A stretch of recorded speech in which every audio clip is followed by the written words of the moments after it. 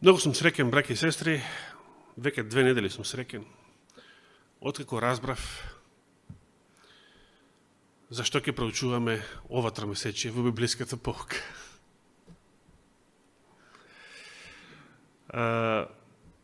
Зошто? Затоа што малку ми беше жал тага што заврши во нашето проучување од Евреите 11 глава, заврши целиот одсек што започна големата сабота.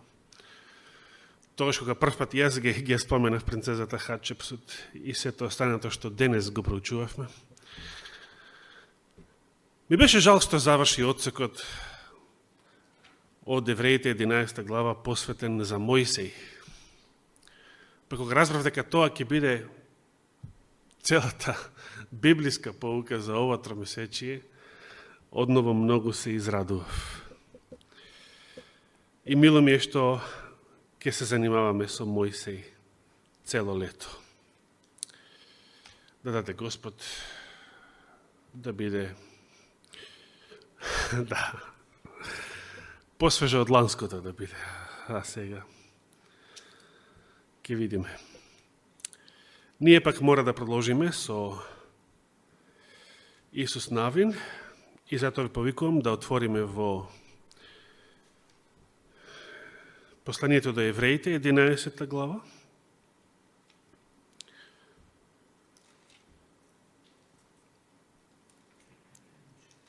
Каде што продолжуваме со нашето проучување.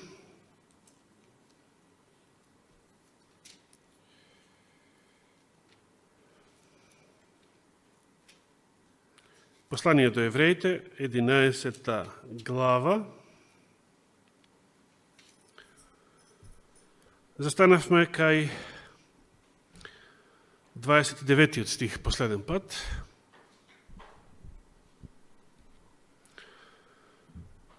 И сега сме на ред 30 и за денес 31 стих ќе биде поактуелен. Но ќе ги прочитам 30 и 31 стих. Преку вера падна ерихонските дзидови по 7-дневното обиколување околу нив. А 31-иот, преку вера, блудницата Раава не загина со непокорните, зашто ги прими согледувачите со мир. Константинов тука вели согледувачите или извитниците, кои што Исус Навин ги имаше испратено прво за да ја извидат, да ја, како велиам поинаку, да ја искодошат и шпионираат. Земјата што допрва требало да ја освојат. Бидејќи случајот со Раава е хронолошки пред самото освојување на Ерихон,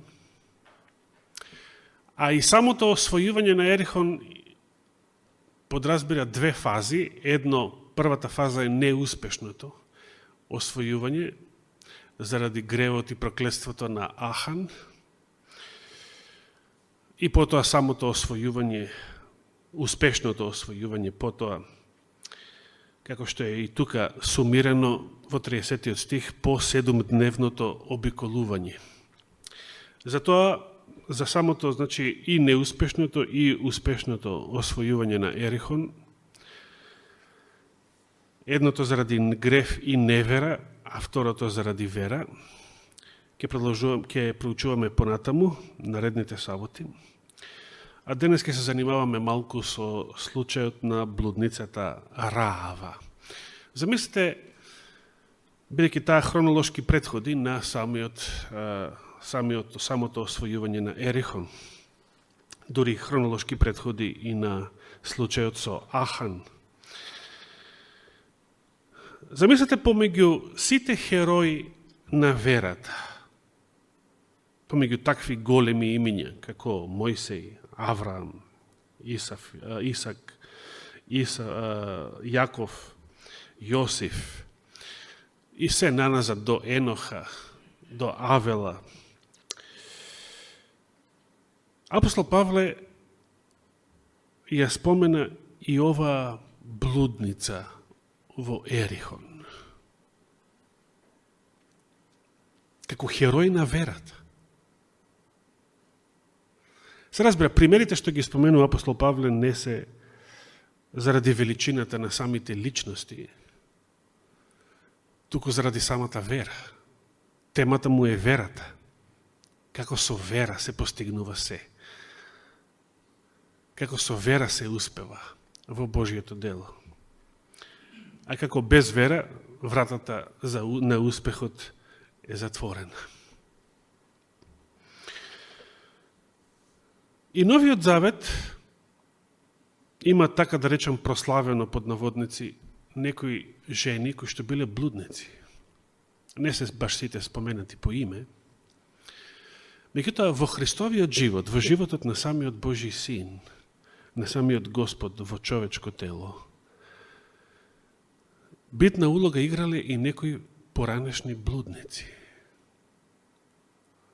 И дори самиот тој рекол дека цариниците и блудниците, цариниците биле најневерните мажи во Израел, изроди, значи предавници, заевци, соработници на окупаторот, подлизурковци на окупаторот, кои што и самите го зголемувале данокот за дополнителна провизија за нив. Значи, дополнително го експлоатирале собствениот народ. А блудниците, самите фарисеи, книжници, теолози, рабини, ги сметале, значи, за општо, во секој општество, секој време, значи, овие биле најнечистите мажи, царениците, а блудниците биле најнечистите од сите жени. И Исус им вели токму на гордите фарисеи, теолози, рабини, учители во Израел, оние што себе се сметале за најчисти, за најверни, за најпосветени. Исус ними вели дека царениците и блудниците пред нив, пред вас, влегуваат во Царството Божјо. Зошто? Бидејќи некои цариници, во Новиот Завет се споменати најмалку двајца, Матеј и Закеј, и некои блудници попрво го прифатиле Христа и станале негови следбеници, отколку кремот на еврејското општество. И тие останале надвор. До ден денес остануваат надвор, повеќето евреи. А толку многу незнабожци, толку многу поранешни блудници од двата пола се обратиле, се очистиле, како што им вели апостол Павле, на христијаните од паганско потекло. А такви блудници, прелюбодејци, хомосексуалци, такви бевте и некои од вас, им вели. Такви бевте и некои од вас, но се очистивте, се осветивте преку бањата на ново раѓањето, преку крвта на Исуса Христа.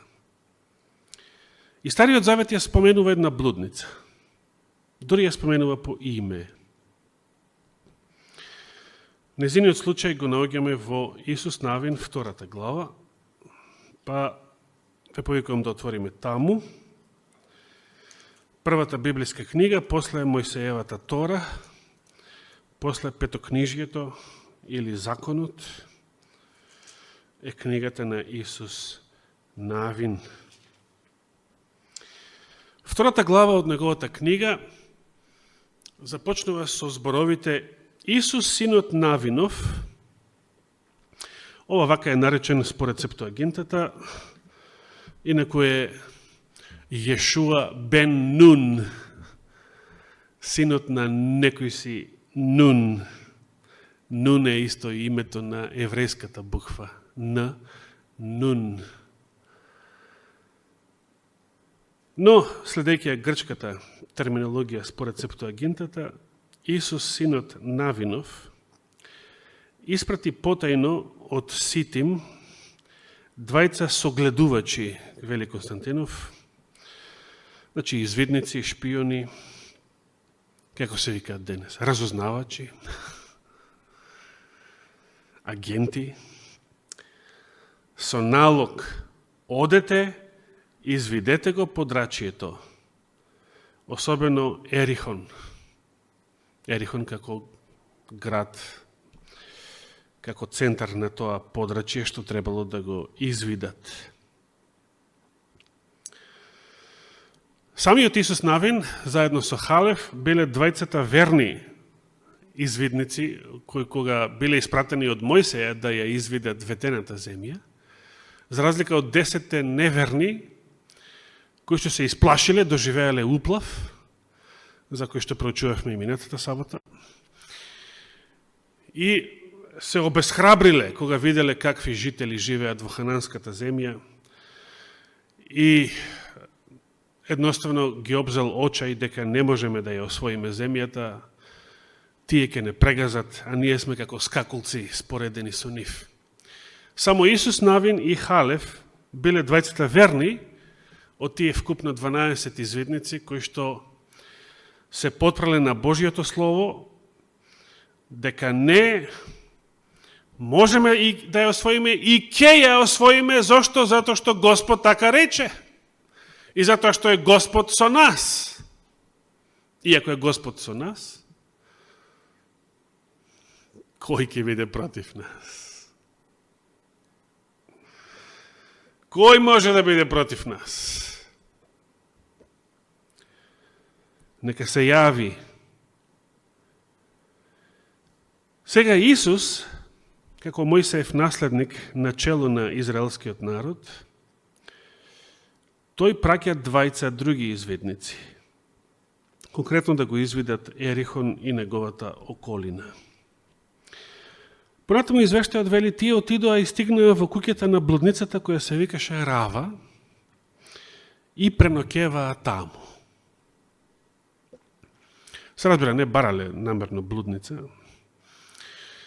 но дошле, веројатно, првата куќа. На самиот зид.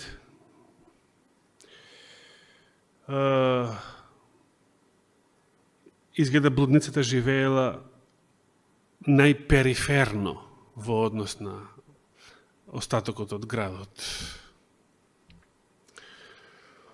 Веројатно, блудницата, бидејќи блудницата прима муштери, бидејќи тој е работа, професијата, веројатно, кај неја било полесно да се преноќева. Значи, доаѓаме да преноќеваме, доаѓаме како муштери, примени како муштери, само што нема да те допреме, туку ни треба само да преноќеваме. Значи, блудниците во старо време изгледа служеле како хотел, како мотел. Таму си можел да барем да преноќеваш и се разбира ќе платиш за блуд, но не мора да блудствуваш со неа, може само да преноќеваш. Не знам, само нафрлив разни хипотези. Зошто баш кај неа преноќевале? Може би, како што реков, така било најлесно.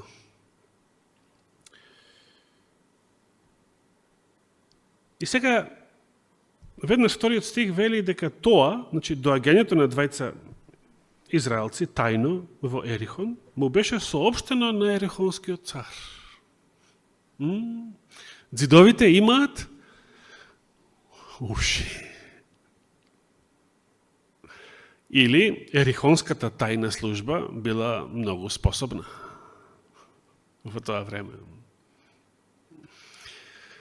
Може би постоеле некои дежурни баби во соседството на Рава, кои што немале друга работа, освен да гледаат кои све нови муштери ќе влезат кај блудницата. Тој спорт до ден денес постои. Особено по селата или дури во некои градски населби. Селскиот, класичниот Facebook, да. И тоа стигнало, брзо стигнало до ушите на Ерихонскиот цар. Еве стигнаа ноќеска ваму некои луѓе од Израелевите синови за да ја извидат земјата. Значи, точно се знаело зашто дошле тие двајца израелци. Тајната служба, значи, му соопштила на Ерихонскиот цар многу точни информации. Третиот стих ни вели: тогаш Ерихонскиот цар и порача на Рава: изведи ги луѓето кои дојдоа кај тебе, кои влегоа во твојот дом, зашто дојдоа да ја согледуваат ова земја. Се разбира, не дошол царот лично кај блудница, туку ја испратил својата полиција, така да речеме. Испратил своји вооружени гардисти да ги уапсат овие израелци право на адресата, значи, во куќата на Рава.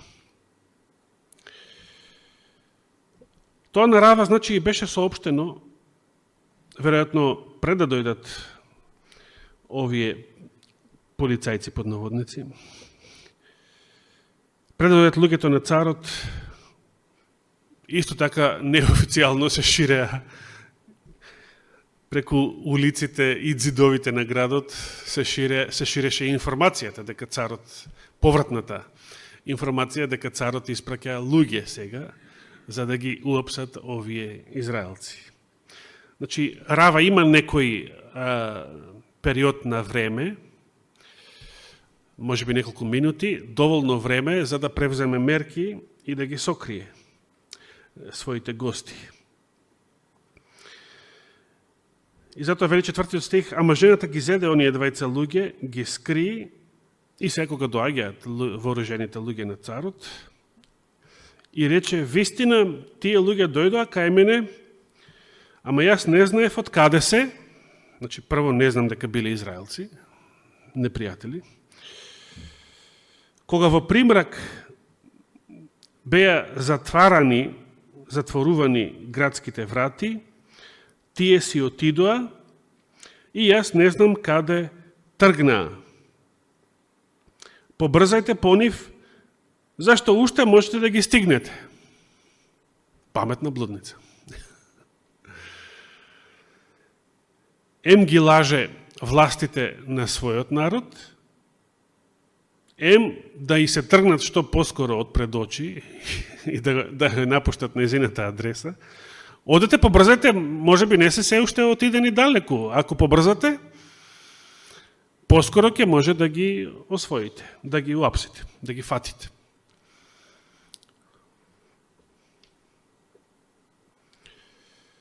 Шестиот стих: а таа ги беше извела на покривот и ги скрила под нетриениот лен, значи нешто што било собрано од нивата, необработениот, суровиот лен, што ги имаше распространо таму на покривот. И луѓето поитаа во потера по нив кон Јордан, се до бродот преку реката, а кога потерата излезе, градската врата се затвори зад нив. Додека тие горе уште не беа заспани, израелциве сега се мисли, Рава се качи кај нив на покривот и им рече: знам дека Господ ви ја даде оваа земја. Еве ја верата на Рава. Зошто е Рава верна, според апостол Павле, според Новиот Завет, според посланието до евреите? Зошто е Рава верна? Значи, Рава прво има вера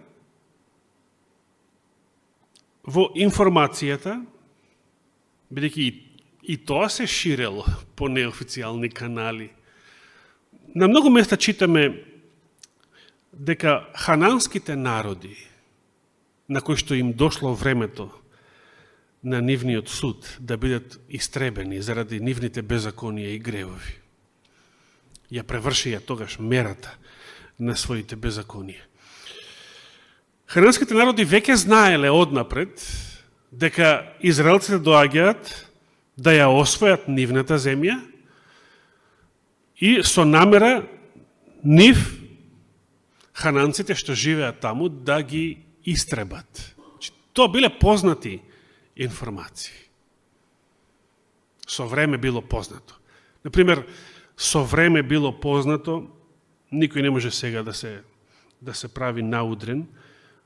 Хитлер уште во неговата книга Mein Kampf, издадена 1925, значи пред 100 години, уште тогаш зборува што планира да прави со евреите. Значи, не било тоа сега нешто, дошла 42-43 и одеднаш и леле не знаевме. Како не знаевте? Или глупостите што ги кажува некои комунисти, Тито не знал за Голи оток. Само затоа што не може да ја поднесат помислата да се руши нивниот идол, односно нивното идолопоклонство. Не, многу работи се знаат однапред, и тоа со години однапред. И евреите знаеле однапред со години дека Ерусалим ќе биде разорнат, уште кога Христос тоа го прорече, кога беше се уште тој на земјата. И така што мудрите тоа благовремено го знаеле и знаеле што треба да прават. Оние кои што не внимавале на знаците на времето, нив ги снајде катастрофата. Оние што не се грижеле, не мареле, и нив ги снајде катастрофата. Рава знаела дека нејзиниот народ е осуден на пропаст, и таа самата не била цвеќе за мирисање, била блудница, значи сите во Ерихон биле виновни за грев. Точно или неточно? Како што Христос дојде да не спаси сите нас во целиот свет, кои што сите бевме грешни. Но која е разликата од грешник до грешник? Има грешник што се кае, што го прифаќа Христа, што го прифаќа Евангелието, што се обратува кон Господа, и Господ го спасува, го чисти, го оправдува, го посветува. И има грешник кој што си останува грешник и не сака да се промени, и не сака да го остави гревот. Дори може да има симпатии кон верата, кон црквата, кон Христа, може да биде долгогодишен пријател, ама не сакам да си се држам до гревчето мое сладко. И таквиот доживува што? Катастрофа. Катастрофа која што најчесто ги кошта и вечен живот. Рава била помеѓу оние ерихонски грешници, што иако длабоко во старозаветни времења, многу векови пред Христа, пред светлината на Новиот Завет, Рава сепак сватила нешто, Светиот Дух и открил нешто, поверувала во информациите дека Господ навистина ќе ги истреби хананските народи заради преполнетата чаша на нивните беззаконија. И затоа и ја изразува својата вера. Знам дека Господ ви ја даде оваа земја. Оваа земја е предвидена да биде земја на израелците. Збориме за тоа време, не за денес. Ниту за пред 2000 години, кога Господ го развласти Израел од таа земја. Со страшните зборови, ете ви се остава домот ваш, пуст. И набргу израелците беа сосем раселени од Палестина, изгонети како бездомен народ по целата диаспора. И дури в минатиот век повторно почна да се собираат во таа земја, но со толку тони пролеана крв. Во тоа време Господ на Израел му ја давал ветената земја во времето на Мојсей, во времето на Исус Навин. Рава тоа го знаела и тоа било сегашната вистина за нејзино време и таа ја прифатила сегашната вистина. за неизино време. Знам дека Господ ви ја дава, зашто чувме, само да го доршам и 9 стих, зашто сите нас не опфати страф од вас израелците, и сите жители на овој крај се плашат од вас. Видите колку било идиотски израелецот да се плаши, како 10 неверни извидници пред тоа во времето на Мојсей. Место Господ е со тебе, и сега ти ќе се плашиш од оние што се плашат од тебе, затоа што Господ е со тебе.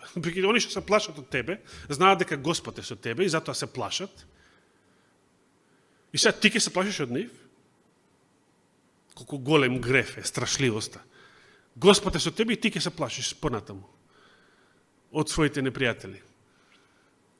Од своите искушенија, од своите болести, од своите проблеми, од било што. Од смртта. Господ победи смртта, ќе се плашам од смртта? Се плашите од смртта? Господ победи смртта. Господ, ако е на тој што е победил смртта на твоја страна, ќе се плашиш од смртта? Ако од смртта не се плашиш, од што ќе се плашиш? Од зверот, од антихристот? Од властите? Од новиот светски поредок? Ништо од сето тоа е множи го со нула, кога е Господ на твоја страна. Затоа Рава била верна. Зашто чувме како Господ го исуши Црвеното море пред вас. И колку брзо патуваат па овие информации. Колку брзо патуваат информациите за некое надприродно чудо. Како што читаме и во Новиот Завет. За Христа, само од првите неколку чуда направени во израелската земја, за Христа, вели, се пронесе глас по цела Сирија. Христос никогаш не стапнал со нога во Сирија и во било која друга земја надвор од Израел. Но веста за него се прочула. Според некои вонбиблиски податоци се прочула дури до ерменскиот цар. Уште Христос бил на земјата, ерменскиот цар имал испратено гласници да го канат Христа да отиде во неговата земја. И Христос му го ветил апостола Тадеј дека тој ќе оди, и тој навистина беше првиот што евангелизираше Ерменија подоцна, после Петдесетница. Зашто чувме како Господ го исуши Црвеното море пред вас, кога излеговте од Египет, и за она што веќе им го направивте на двата аморејски цара од другата страна на Јордан, на Сион и на Ог, тоа беа джиновите, што ги погубивте. Кога го чувме сето тоа, ни застана срцето и никој да собере сила за да ви се спротивстави, зашто Господ вашиот Бог, тој е Бог, горе на небесата и долу на земјата. Видите колку силна вера има блудницата. Страшно нешто. Заколнете ми се имено во Господа, дека и вие ќе му направите милост на домот на мојот татко, како што и јас ви направив милост вам, и дајте ми веродостоен знак, дека ќе ги оставите во живот мојот татко и мојата мајка, моите браќа и моите сестри и се нивно, и дека ќе не избавите од смртта. Рава моли, кога ќе дојдете и ќе го освојувате и Ерихон, а тоа е за некој ден, горе-долу, многу скоро, ве молам, поштедете ме, не само мене, туку моите најмили, исто така, цело семејство, заради милоста што јас ви ја укажав вам. Луѓето ја одговорија, со своите животи гарантираме за вас, само ако не предадете. Кога Господ ќе ни ја даде земјата, ќе ти искажеме милост и верност. Потоа Рава ги спушти по јажен из прозорецот, зашто куќата и беше покрај градскиот зид, еве таа информација, периферната Рава, и таа живееше до зидот. И уште им рече, тргнете кон гората за да не ве најде потерата и крийте се таму 3 дни додека не се вратат потерците, бидејќи потерците тргнаа на кај Јордан, нели? На кај реката. А оваа ги праќаат во спротивна насока на кај гората. И тогаш одете си по својот пат, луѓето ја одговорија, еве, вака ќе бидеме слободни од твојата заклетва со која е незаколна. Кога ќе влеземе во земјата, послужи се со овој знак, врзи ја онаа црвена врвца за прозорецот, низ кој што не спушташ, и собери ги при себе во куќата, својот татко и својата мајка и своите браќа и сите своји роднини. Секој од вас кој ќе стапи надвор преку прагот на твојата куќа, неговата крв на негова глава, вината не ќе биде на нас, сам е виновник за својата смрт, а кој ќе остане со тебе во куќата, неговата крв нека падне на вашите глави, ние ќе бидеме виновни ако некој го допре со рака. Ако пак ја предадеш оваа наша работа, ќе бидеме слободни од заклетвата со која што незаколна, а тоа одговори, нека биде како што рековте. Тогаш ги пушти и тие си отидоа, а таа ја заврза за прозорецот црвената врвца. На што ве потсеќа ова? Сите што треба се спасат да бидат внатре во куќата, на куќата да има знак со црвена боја, и никој да не го пречекори прагот на таа куќа, да не излегува надвор, за да биде, тогаш кога Господ ќе погубува, за да биде спасен.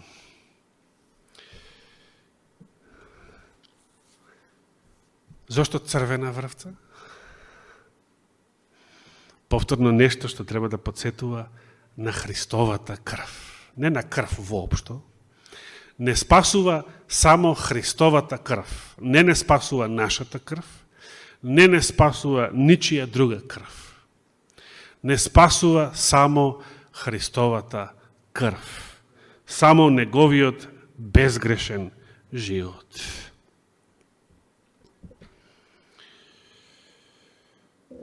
Добро, да не го читаме остатокот од главата, тој е веќе небитен.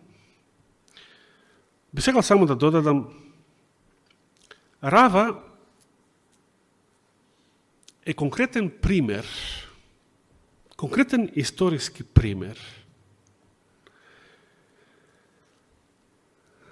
на кој што може да се примени Христовата парабола за неверниот настојник, или во денешно време би рекле неверниот менаджер. Ја би сакал да се подсетиме накратко, без да коментираме многу, да се подсетиме на таа парабола во Лука 16 глава.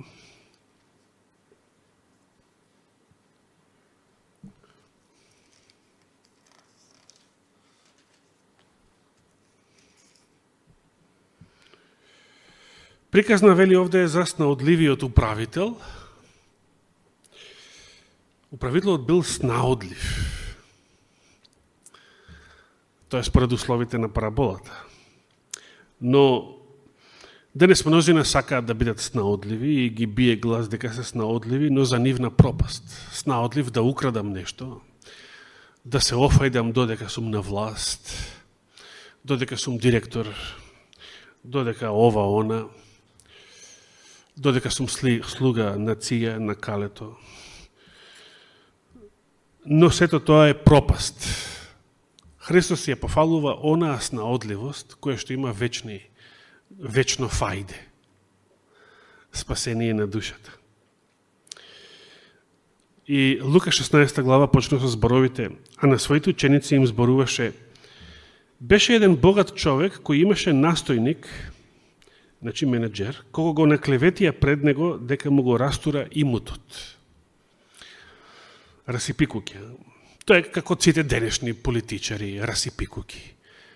Секој гледа во демократијата да дојде на власт, за да ја оплячка државата, државниот имот, баш затоа што во државата е демократија, нема цар, нема од кого да се плаши Арамијава, и затоа се тепаат Арамијеве кој да дојде на власт, за да го плячкаат тоа што е сечие и ничие.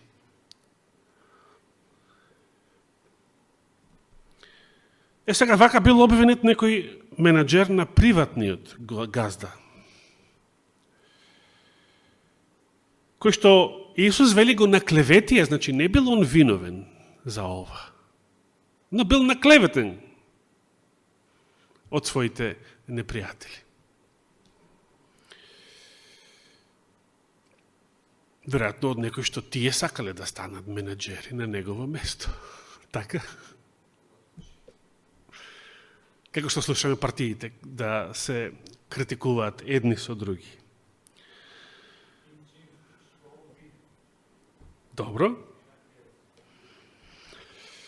Ај ќе видам дали е, како е во оригиналот, подоцна. Дали е виновен или не е виновен. Може да биде и виновен, нека биде и виновен, затоа што тоа не е битно за наравоучението на параболата. И тој, газдата, значи, стопанот, го повика и му рече: што слушам за тебе, дај сметка за твоето управување. Не можеш веќе да бидеш настојник. Со други зборови, стопанот веќе му дава отказ. Не можеш веќе да бидеш настојник. Сега ти и да се оправдаш, и да си бил невин, повеќе не е битно. Зошто? Ти веќе нема да бидеш настојник. А настојникот си рече во себе си: што да правам, зашто Господарот ми го одзеде настојништвото. Да копам не можам. Цел живот научен директор.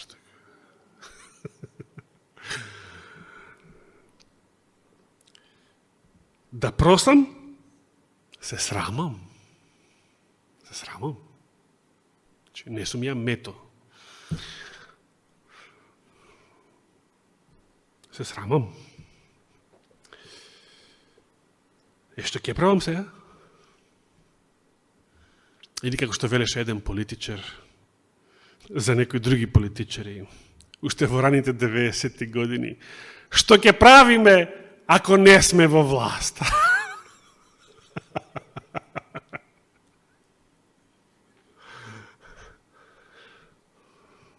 Што да правиш? Знам што да направам, рекол, за да ме примат во своите домови кога ќе бидам отстранет од управувањето. Да си најдам нов доминус, или по наше домакин, нов газда, нов стопан. И ги повика должниците на својот господар, секого поодделно. Значи, тој знаел, како менеджер знаел, кои луѓе му должат на неговиот стопан, односно на фирмата со која што овој управувал. И му рекува на секој од нив, на првиот му рече: колку му должиш на мојот господар? А тој рече: 100 мери масло.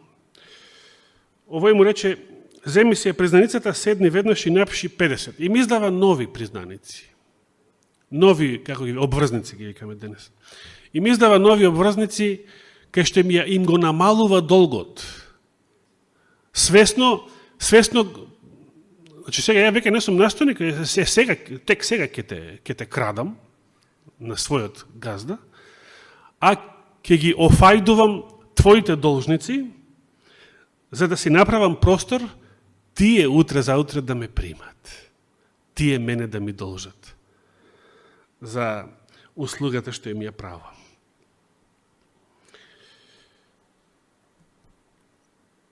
Потоа му рече на другиот: ти колку должиш? Тој рече: 100 мери пченица. Земи ја признаницата и напиши 80.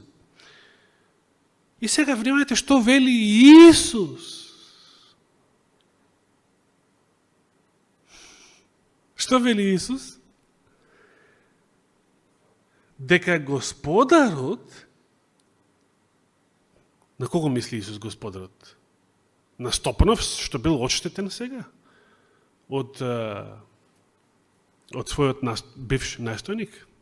Па, ја не можам поинаку да го свакам текстот. И Господарот го пофали неправедниот настојник. Зошто? Бидејќи постапил мудро. Значи, стопанот бил некој интелигентен, и тој веројатно самиот бил интелигентен мафијаш, што би рекле денес, кој што не бил толку навреден од постапката на својот настојник, колку што бил импресиониран од неговата итрост од неговата досетливост, или како што вели овден текстот, насловот на главата во Константинов, неговата снаодливост. Тоа е добра бизнис особина. И затоа Стопанот, како самиот веројатно голем бизнисмен, повеќе бил импресиониран од снаодливост, отколку навреден. Може би таа штета не го чинела него многу во однос на целиот негов имот. Не било тоа тоа бил некој мал зиен, но повеќе бил импресиониран од неговата снаодливост. Зашто постапил мудро, и понатаму продолжува Исус, зашто синовите на овој свет, според својот род, се помудри од синовите на светлината. Слушаш, Андреј? Ние сме по природа, верниците, понаивни од безбожници. Точно или неточно? Точно. Но Христос ја кажа во оваа парабола, за да не бидеме толку наивни. Како прво, и самиот вели, бидете мудри како змија, бидете безазлени како гулаби, ама немате во паметот да бидете како гулаби, пилешки мозоци. Бидете мудри како змија, а безазлени како гулаби. А апостол Павле како рече? Значи, бидете како деца, ама немате во паметот да... И самиот Исус рече, бидете како деца, но немате во паметот да детините, туку во пакоста детините. Во пакоста да детините, во карактерот да детините, но немате во паметот да детините.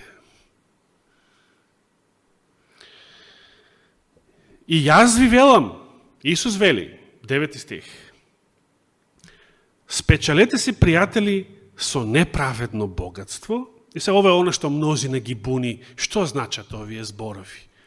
И јас ке речем, бидејќи немаме време да ја дискутираме оваа парабола, во детали да ја проучуваме, тоа сме го правиле порано, ќе го правиме и во иднина, ако даде Господ живот и здравие, но не сега, не денес.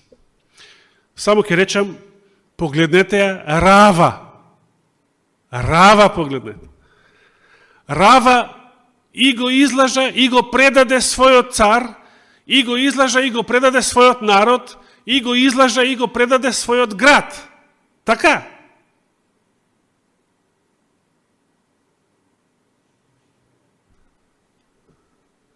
Зошто? Затоа што таа веќе знаеше дека сето тоа што сега го предава е пропадната работа, брод што тоне и секако ќе потоне, и веднаш се става на страната на Божјото царство, Божјата држава што настапува. Во тоа време земскиот Израел, а во наше време што? Небесниот Ерусалим, Божјото небесно царство, Христовото второ доагање, тоа настапува. Некои богаташи денес мислат вака, тоа се гледа и во некои филмови и серии. Америка е бродот што тоне, Западот тоне, економски, морално, секако. Кина е новата сила, Кина ќе биде број 1. И некои богаташи, начело со Ротшилд, веќе се преселија во Кина. Го напуштаат Западот, одат во Кина, бидејќи Кина е еднината, а Западот е минатото на човечката цивилизација. Може би не се уште минато, но Западот слабее, Западот пропаѓа. И тоа е немудро што тие го прават. Каква Кина, какви бакраци, сето ова ќе пропадне. Целиот овој свет е брод што тоне. И мудрите сме сите ние кои што го бираме Божјото царство. Не како бугарите погрешната страна на војната. Не НАТО пактот, како еден наш бугарин, по секоја цена да влеземе во НАТО, по секоја цена да влеземе во Европска Унија, таму била безбедноста. Кој идиотизам. Замислите воз, кој што веќе локомотивата и првите вагони веќе паѓаат во провалија. Некои земји мудри веќе излегоа, го напуштија својот вагон од таа композиција, а некои будали од регионов тука кај нас, по секоја цена да влезат во последните вагони од композицијата чии што први вагони со локомотивата е веќе во амбис. Но не е само НАТО и Европската Унија. Не се Русија и Кина и днината. Целиот овој свет пропаѓа. Сите тие бргу ќе најдат заеднички јазик и бргу ќе прогласат еден ѕвер за нивен крал на целиот свет. И бргу ќе настапат последните настани и на крај второто Христово доаѓање. Само Божјето царство е иднината. И кој благовремено, а тоа значи додека трае времето на милоста, се прешалтува на победничката страна, колку и таа да изгледа денес неугледна, слаба, што можеме ние против масонерија, против целата банкарска олигархија, која што ги држи за уши сите овие приглупи партиски политичари во секоја земја и ги управува како сака. Што можеме ние против сите нив? Ние без Господ навистина не можеме ништо. Но ако е Господ со нас, апостол Павле се уште го поставува актуелното прашање. И од старозаветни времења, и од првиот, и од 21. век. Ако е Господ со нас, кој може да биде против нас? Нека се јави. Нека му е фала и слава на Господа.